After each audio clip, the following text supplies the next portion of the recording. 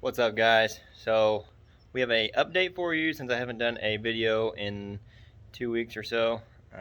I've been working on the 2-valve, but it's tedious work, so I just want to show you what I've gotten done so I'm not leaving you all hanging. This is going to be a raw video. We're not going to do any editing, so right after I do this I'm going to post it on YouTube.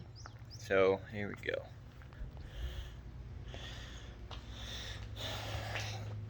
So as you can see in the last video, we did brakes, but now there's fluid in it. So brakes are all done, bled, fix all leaks.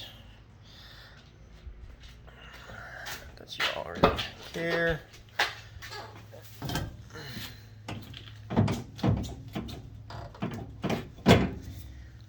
So we got pedal there.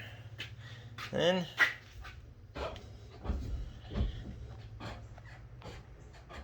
we have steering.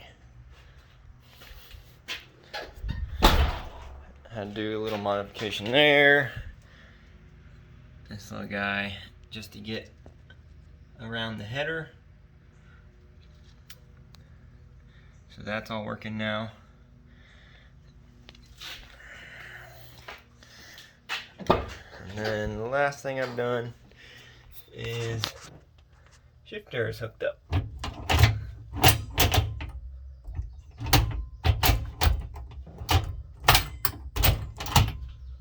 Yeah, things all hooked up.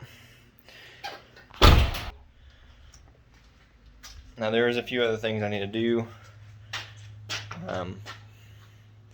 Like I need to redo the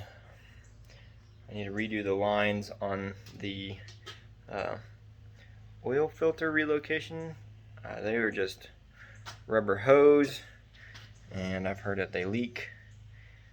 Plus, they are not in a good routing around the steering shaft and that stuff. So I want to redo that. Then I think the next big piece I'm going to do before wiring, I'm actually going to relocate the alternator.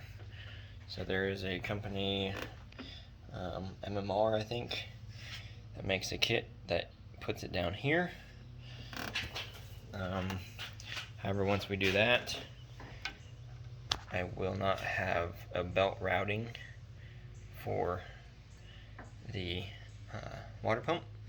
So we're going to go ahead and do a electric water pump before we do the wiring. So then, once all that's done and set up, then we can run the wiring where we want to and not have to change anything afterwards. So yeah, that's an update on the 2-valve. It's getting close. The brakes were the really big thing that I did not want to do. I've always had bad luck with brakes, but it wasn't too bad. I had a few leaks that I had to fix, but yeah.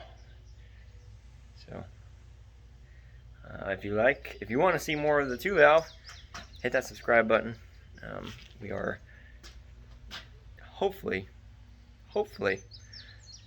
going to put this thing on the track around October. We'll see. It's going to be a tall order to fill, but I'd be really excited to do it, even if we're on in 10 pounds, because this thing needs valve springs to do more than 10 pounds. It's got the 0304 Cobra bottom end, but so it should handle more than 10 pounds.